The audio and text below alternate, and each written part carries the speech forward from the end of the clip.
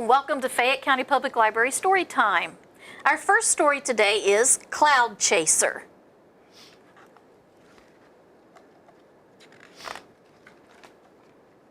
Ever since I can remember, I've dreamed of flying. The last school bell of the year announced the start of summer days that stretched out lazily ahead.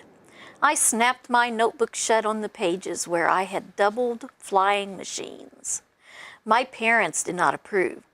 "Get your head out of the clouds, Emery," they always told me. "Be practical." So I only told Maribel, my pet swallow, about my ideas for fabulous inventions. We lived in the middle of a huge field surrounded by olive trees at the edge of the ocean. Seagulls flew high and lonely over the cliffs. There was also the White House next door, but no one lived there until one summer evening, a mysterious man moved in. You said you had a mystery earlier. The mystery in this book, I guess. This man wore a wide-brimmed hat and had a long white beard. He unpacked a heap of strange objects and piled them up in his garden. Pressed against my window, I watched him stroll among the towers of junk, mumbling to himself for hours. My parents said, "Look, a new friend. Why don't we all go and say hello?" But I was too shy.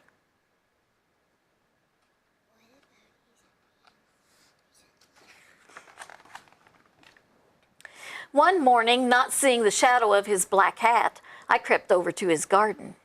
I couldn't help exploring the jumble of amazing objects. Who knew what might be in there? Like Maribel digging for a juicy worm, I rummaged through the clutter. And then, underneath some old newspapers, I found treasure, a go-kart. Nearby was a trunk filled with rolls of wallpaper. In a flash, it hit me. There were exactly the items I needed to build the machine of the century.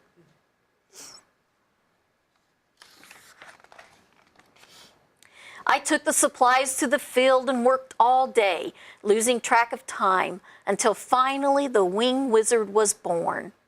I puffed out my chest as proud as Maribel when she sang one of her songs. I climbed inside my invention and began to push the pedals. Suddenly I saw him, the strange old man. He ran towards me, an enormous object in his arms. What was he carrying and why? Was he going to throw something at me? Chase me away? There he is, see him running? Pretty small, so it's hard to see, but there he is. I think I see the man. "Hello there," he cried. "You won't get very far like that. Painted paper wings, those won't be enough to lift anyone into the sky. You need stronger wings, and you need to go faster. Let's try this." He showed me what he carried. It was a propeller. "With the propeller, you can go faster," he explained, "and maybe get enough air under those wings." So there's the propeller he's going to give him to use. Maybe he's not such a bad old guy after all, huh? His pockets were heavy with tools, too. He spent the rest of the afternoon showing me how to use them. By evening, the wing wizard had been transformed. Grabbing the steering wheel, I tried to turn the propeller, but it was rusty and stuck. I twisted the wheel until the car tipped right over and I fell out into the grass. We both burst out laughing. "By the way, my name is Leon," he said as he helped me up. "I'm Emery," I said, "and this is my swallow Maribel. We've never met another inventor before." Pretty excited about that. It looks like he's trying to shoo her off. Yep, those are the wings of his machine. Her machine. From that day on, we worked on our inventions together every day. My parents still shook their heads at me, but they invited Leon over for tea. They were glad I'd found a friend. Leon and I rummaged for hours in his garden. Each object we found gave us new ideas. "We still need stronger wings. Now, what can we do with these old bicycle wheels?" he asked. I held up a piece of fabric. Yes, he shouted, that's it. You will soar over the fields. We took the spokes off the wheels and sewed them into the fabric to make a wing that held its shape, but it was very flexible. Flexible? That means it would bend easily. And that's how the Sky Climber came into being. The propeller got me going fast enough to push a lot of air under the wings. This time I got off the ground, but crash landed in an olive tree. Over the next 2 months, I banged into 16 tree trunks, thumped into 8 rose bushes, and came nose to nose with 3 startled seagulls. Leon was there to rescue me every time. Leon's turned out to be a pretty nice guy. Really? One afternoon when we were messing around with a piece of laundry line, I heard Maribel singing with a branch above us. Leon, I cried, that's it. I called her name and she flew down to my arm. Maribel held very still while we carefully measured her wings. Then Leon scampered away like a rabbit, reappearing with the motor from a lawnmower and 2 gigantic fans. He showed me how to cut them, and we worked together, whistling Maribel's tune.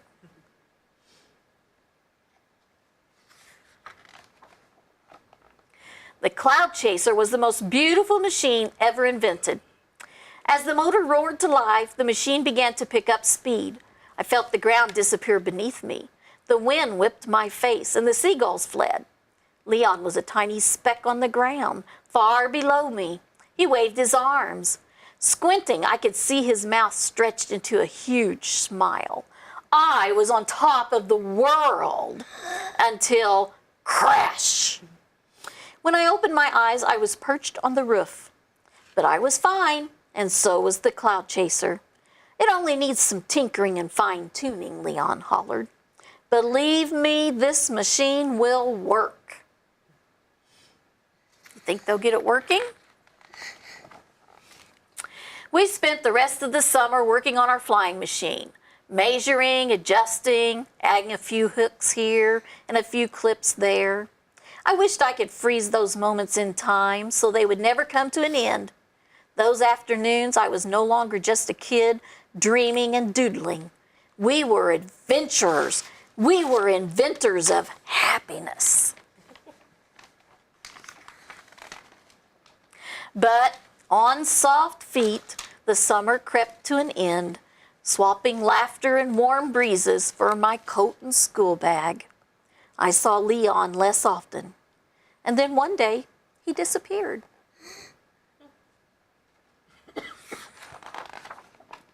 I found a note pinned to his door. Dear Emery, at last we have tamed the Cloud Chaser. I've been called away on important business across the sea. So on this lovely autumn morning, I shall strap on my helmet, snap my goggles into place, and take our invention on its first trip over the ocean. You must keep working on your own creations, and when I return, we will fly together. Wish me luck on the journey. Signed, Leon. What about he never comes back? Wherever Leon had gone, I knew he would need company, so I set Maribel free to find him. In the meantime, I doodle ideas in my notebook and work in the field between our houses with Leon's tools. Someday, on the wings of a warm summer breeze, my friend will come back in our first ever flying machine, and I will show him all my newest inventions. I think I heard somebody. And that is the end. I think I hear somebody coming up the elevator. All right. Now, Miss Lisa has something for us, a little sorting activity. Will I get all of them? Yeah, so we've got 2 pictures here. We have the sun, which is going to represent summer, okay? Just like in that book, they worked on their machine all summer long. Cold. And then we have a snowflake for winter. So we've got all these pictures, and our friend here today is going to help us sort them. So come on up here. What do you see here? That's a shovel. Okay, so put the shovel. Is that a summer or winter activity? Yep, we have to shovel that snow, don't we? Oh, what's this one? A snowman. Yeah, that one goes there too. And this one.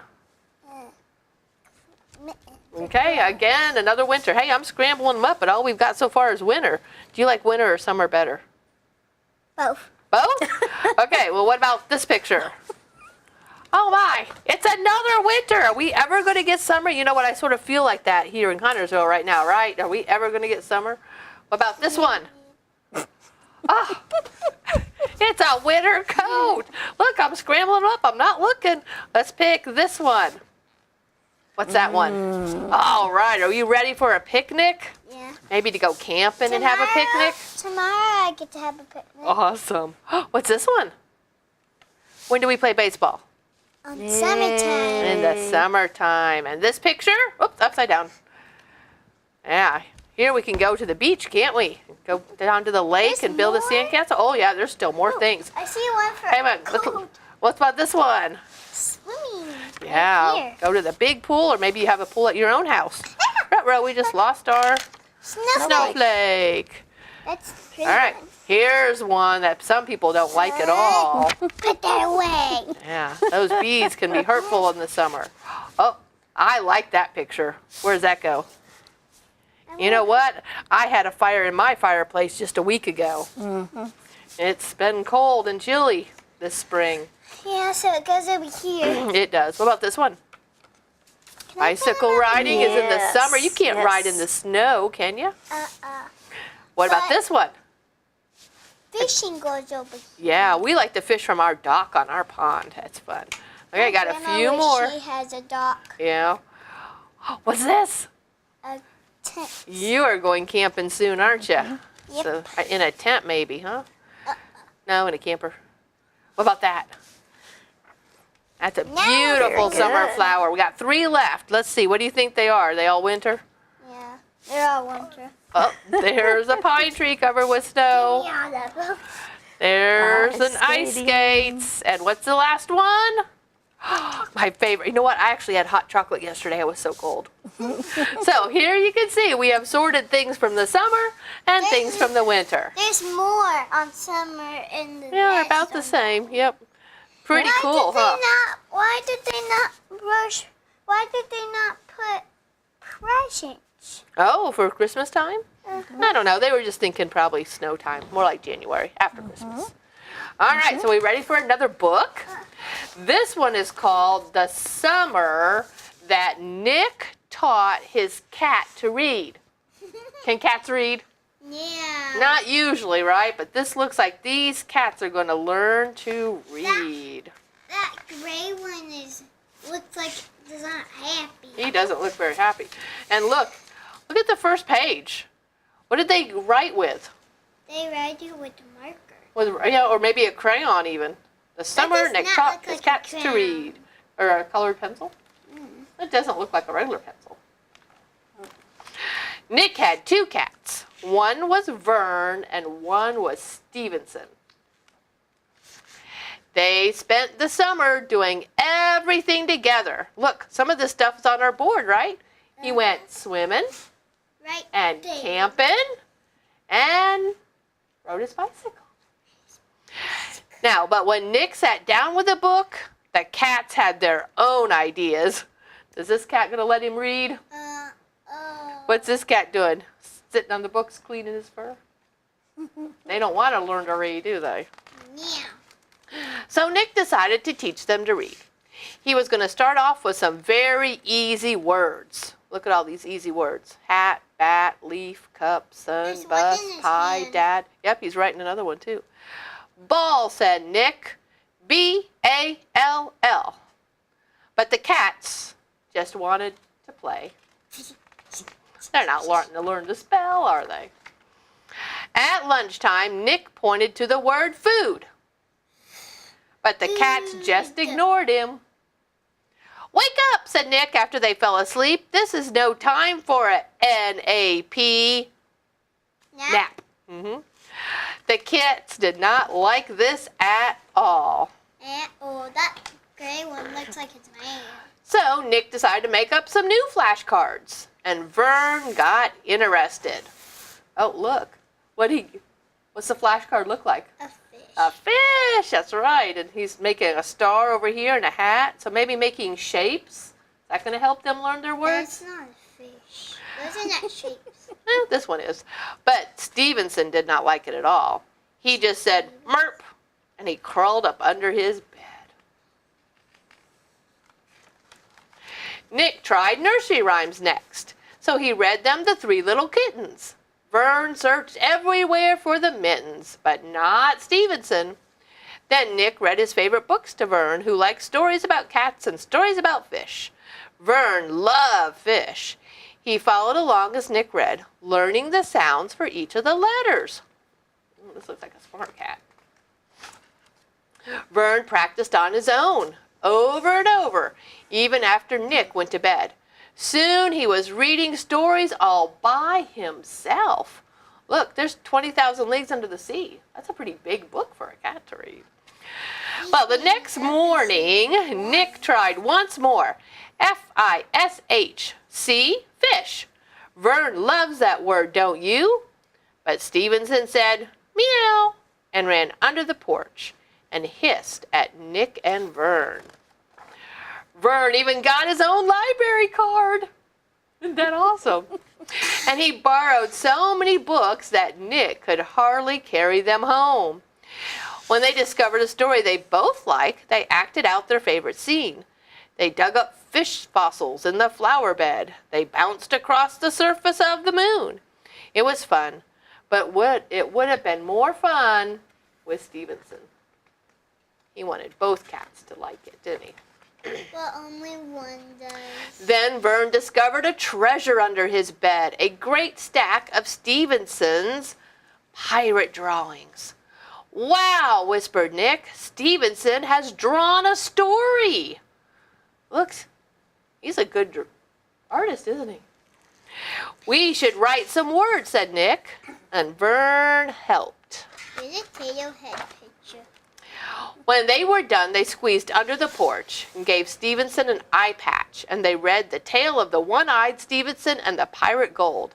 Stevenson listened and he followed along. He didn't run away or hiss, not even once.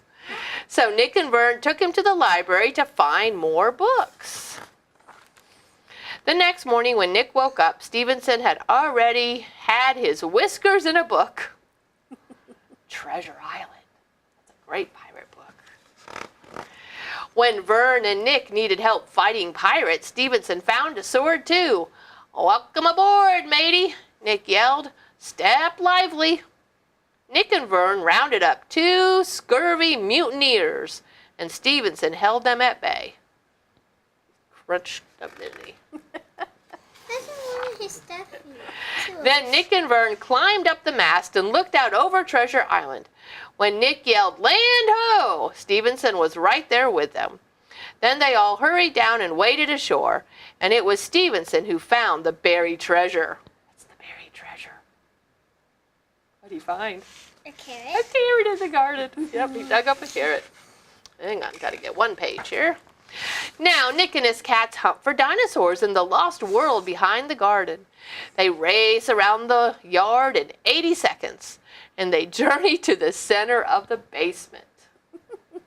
There's a book called The Journey to the Center of the Earth, and so they're pretending that the basement is the center of the earth. But why do they have 2 washing machines in there? I think one's a washer, one's a dryer, and then they're inside the laundry basket.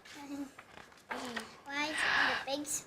That's just where it is. Sometimes Vern and Stevenson curl up with their very own books, and sometimes Nick reads to them while they close their eyes and purr. But Nick also likes it when someone reads to him. Maybe I should teach you how to speak, he said to his cats. How hard could that be? That way cats could read to him. Where did you get Meow. that? Meow, said Stevenson. So I don't know if he's agreeing or not. Do you think he wants to learn to speak so he can read a book to Nick? I don't know. Something to think about. I thought he kind of looked disgusted with the whole idea. Yeah. He's not a nice looking cat, is he? He didn't want to read, and he doesn't want to learn to speak either. So that was the summer Nick taught his cats to read. Okay, we have one more story. Tacky goes to camp. Do you remember Tacky the penguin? And look what it looks like here. Is this summer or winter, or what does this look like? It's actually, I think, summertime, but it's snowy where Tacky He's ready for lives. summer. The ones in the back are ready for winter. All right, so there's Tacky and his camping gear. It didn't exactly look like summer camp, but then summer didn't exactly look like summer in nice icy land. Is that the Arctic? And yet, here were Goodly, Lovely, Angel, Neatly, and Perfect, and Tacky at Camp Whoopie Ha Ha. Goodly, Lovely, Angel, Neatly, and Perfect had packed carefully. They brought Pizza. a sleeping bag, a flashlight, socks. Medicine. That's a canteen to put water in. A first aid kit, My first aid kit. a shovel. A toothbrush and toothpaste. Did you know penguins brush their teeth? No. They There's don't. some trail mix and a hat and a bag to keep it all in. And Tacky brought TV, cookies. Cookies, pizza, a jammies. Yo-yo. Yeah, it's we called them sockle paddles. You hit the ball with the sockle paddle. He brought his slippers and roller skates, pillow, and a party hat. Is he gonna do a party or something? He brought a lot of different stuff than the other penguins brought, didn't he? They wore nifty uniforms with their names on them. And every night they slept in real tents. How campy. And he actually slept in a... Really? As Whoopie Ha Ha, their days were filled with wonderful activities like rock climbing, synchronized swimming, and archery. He's not very good at it. It looks to me like they sure missed a lot. Look at that penguin. Got it all over him. It's more like a porcupine. Yeah. They had arts and crafts. He That's- painted something weird. Whatever it is, I don't know what it is. Oh, it's modern art. What's modern? Tacky's personal favorite was a game he invented called Tippy Canoe and Tacky Too. What the? Well, there's a place called Tippecanoe and, Tacky new? what did they say? Tippecanoe and Tyler too. Yeah. But the best activity of all came one evening. It was Sleep Under the Stars night. The penguins gathered around the crackling fire and sang the camp song. We're penguins, we cannot ride horses because our legs weren't put on long. But other than that, we're perfection. Just hear us as we sing our song. Whoopee, whoopee, whoopee, ha ha, ho ho, hee hee. Whoopee, whoopee, whoopee, ha ha, ho ho, hee hee. Last book. Then it was time to make s'mores.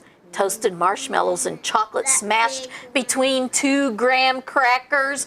Yum, yum. Finally, just before bedtime, it was scary story time. Ooh. Goodly and Lovely told a tale called Gotcha. It was about a penguin poking swordfish, and it was very scary. Look at that, poking that poor penguin.